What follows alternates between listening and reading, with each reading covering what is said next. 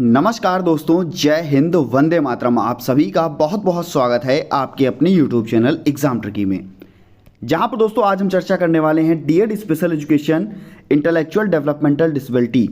जितने भी first year के स्टूडेंट्स हैं इनके 5th मॉडल पेपर की, जिसका नाम है आपका करिकुलम डेवलपमेंट। ये आपका जो पेपर है ये 5th पेपर है। और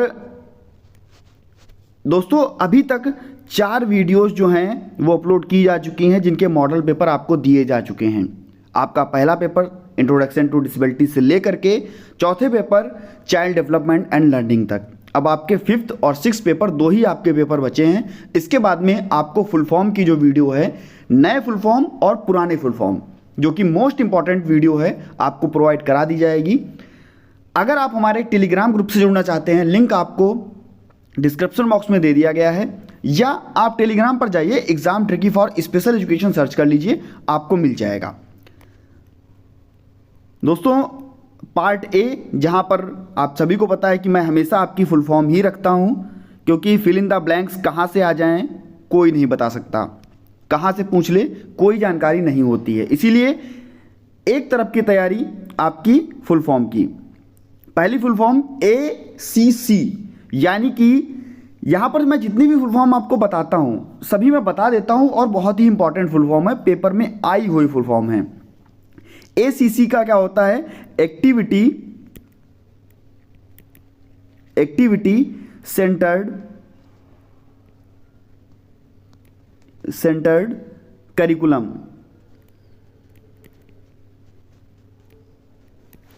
आपसे 3R अगर पूछता है, ये 3R बहुत बार पेपर में पूछा गया है। जब भी 3R की बात करें तो आप कहोगे सर रीडिंग,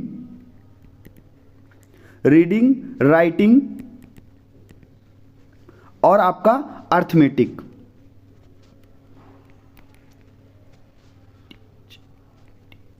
ये इसकी फुल फॉर्म होती है, रीडिंग, राइटिंग और अर्थमेटिक। ठीक है। इसके बाद में हम अगर बात करते हैं UDL की, UDL मोस्ट इंपॉर्टेंट है UDL आपका।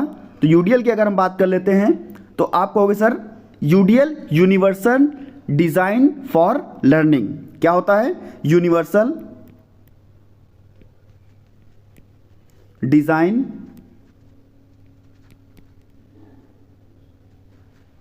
For learning. NCERT आप सभी को पता होगा इसकी फुल फॉर्म, और NCERT एक आपकी इंपॉर्टेंट है। एक अगर हम बात कर ले MSJE, NCERT की आप सभी को पता होगी, national council of education research and training. MSJE की अगर बात कर लें, आप सभी को ये भी पता होगी। तो MSJE की भैया क्या होती है? Ministry of social justice and empowerment. ये आपके लिए फुल फॉर्म जो थी बहुत ही इंपॉर्टेंट थी। इसके बाद में अगर हम बात करते हैं दोस्तों सेक्शन बी की, या यानी कि पार्ट बी की, इसके पहले मैं बताना चाहूँगा आपका एग्जाम ट्रिकी परिवार दोस्तों आज आप सभी की मेहनत से 30,000 यानी कि 30 के सदस्य आपके परिवार में जुड़ चुके हैं। आप सभी को बहुत बहुत बधाई, और ऐसे ही आप सभी अपने मित्रों को अपने इस चैनल से जोड़ते रहिए। सभी मित्रों तक वीडियो को शेयर करते रहिए, और अपना ये परिवार जो आपने इतनी मेहनत से बनाया है इसको और आगे बढ़ाइए और सदस्य इसमें जोड़िए। इसी की आशा के साथ में हम पार्ट बी की तरफ बात करेंगे, सेल्फ एडवोकेसी, यानी कि स्वयं वकालत क्या होती है। स्वयं वकालत दोस्तों वीडियो अपलोड कर दी गई थी, अगर आपने नहीं देखी है तो देख लीजिएगा। ये आपसे 2 नंबर में बहुत बार पूछा गया प्रश्न है। एक आपका ये प्रश्न और एक आपका अनुकूलन, यानी कि एडेप्टेशन। अनुकूलन क्या है? किसी चीज में हम अनुकूलन क्यों करते हैं? मान लीजिए कि बच्चा अपनी दैनिक जीवन की क्रियाकलापों को कर रहा है, यानी कि ADL एक्टिविटीज कर रहा है। ठीक है, दैनिक जीवन के क्रियाकलाप, एक्टिविटी ऑफ डेली लर्निंग। तो दोस्तों ये अगर कर रहा है तो हम किस प्रकार से उसमें अनुकूलन कर सकते हैं? कैसे हम बच्चों को पढ़ा रहे हैं तो हम किस प्रकार से बेहतर ढंग से बच्चों को पढ़ा सकते हैं? ये आपको बहुत ही इंपॉर्टेंट आप लोगों के लिए है। समुदाय आधारित एजुकेशन, यानी कि शिक्षण, समुदाय आधारित शिक्षण यानी कि करिकुलम बेस्ड एजुकेशन क्या है। इसके बाद में लेखन शिक्षण के चरण। जब भी हम बच्चे को लिखवाते हैं सबसे पहले क्या करते हैं हम, आप सभी को पता होगा, सबसे पहले हम क्या करते हैं, हम बच्चे को ट्रेस करा के सिखाते हैं, यानी कि ट्रेसिंग कराते हैं। मान लीजिए कि हमने छोटा आ बना दिया है, अब हम इसी पर आ बनवाएंगे।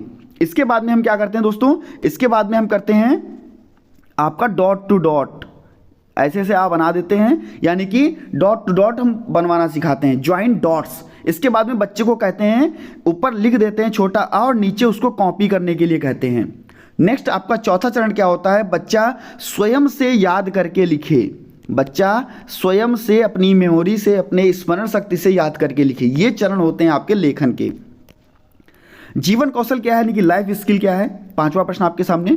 इसके बाद में सेक्शन सी में आपको, जहां पर आपको 6 क्वेश्चन दिए होंगे, आपको 4 क्वेश्चन करने होंगे, प्रत्येक प्रश्न 5 अंक का होगा। और सेक्शन बी में आपको 5 के 5 प्रश्न करने होंगे। फिर से मैं बताऊंगा, आपको कोई भी प्रश्न छोड़कर नहीं आना है, कोई भी प्रश्न ड्रॉप नहीं करना है। जो प्रश्न जिस सेक्शन में आपसे पूछे जा रहे हैं, आप उन प्रश्नों को जरूर करके आइएगा और ऐसे प्रश्नों को लीजिएगा जो आप बेहतर ढंग से लिख सकें, जिनमें आप अपना 100% दे सकें। देखिए क्या कह रहा है क्वेश्चन नंबर 1, विशिष्ट अधिगम अक्षमता, यानी कि स्पेसिफिक लर्निंग डिसेबिलिटी की बात हो रही है, वाले बच्चों के लिए पाठचर्या अनुकूलन पर चर्चा कीजिए। आप जब जाएंगे यूनिट 5 में, वहां पर आपको ये देखने को मिल जाएगा। यूडीएल यानी कि यूनिवर्सल डिजाइन लर्निंग पाठ्यक्रम को डिजाइन करने के दृष्टिकोण पर चर्चा कीजिए। किस प्रकार से हम बच्चे को क्या कह सकते हैं कि आपका समावेशी शिक्षा, किस प्रकार से हम बच्चे को विशेष शिक्षा, या हम दोनों को, चाहे वो सामान्य बच्चा हो चाहे वो विशेष बच्चा हो, किस प्रकार से हम दोनों को एक साथ में बैठा करके पढ़ा सकते हैं, किस प्रकार से हम सभी के लिए मॉडल तैयार कर सकते हैं। इसके बाद में हम बात करते हैं बौद्धिक अक्षम बच्चों के पूर्व प्राथमिक। जब भी बात आती है पूर्व प्राथमिक की, यानी कि बात आती है प्री प्राइमरी की, प्री प्राइमरी की बात आती है, तो आप कहोगे भैया जो हमारा 2 से 6 वर्ष का बच्चा होगा, अगर प्री प्राइमरी को छोड़ दे, अगर आपसे प्राथमिक की बात कर ले, तो आप कहोगे 7 से 10 वर्ष का बच्चा। तो इनके लिए हम किस प्रकार से पाठ्यचर्या का विकास करेंगे, इनके लिए हम किस प्रकार से करिकुलम बनाएंगे। नेक्स्ट आपका पाठ्यचर्या विकास में शिक्षक की भूमिका, यूनिट 2 आपको मिल जाएगी, बहुत इंपॉर्टेंट है। और सबसे इंपॉर्टेंट, मोस्ट इंपॉर्टेंट, आपका पाठ्यक्रम को परिभाषित कीजिए। पाठ्यक्रम क्या है, अगर बहुत ही अच्छी एक परिभाषा दोस्तों, पाठ्यक्रम कहने का मतलब है कि पाठ्यक्रम काश्तकार के हाथ का वह औजार है जिसे वह अपनी प्रयोगशाला में अपने आदर्शों के अनुसार, जो उसके आदर्श हैं, बच्चे को क्या करेगा, उसके अपनी ही प्रयोगशाला में, यानी कि अपने विद्यालय में, अपनी कक्षा में, अपने आदर्शों के अनुसार ढालता है।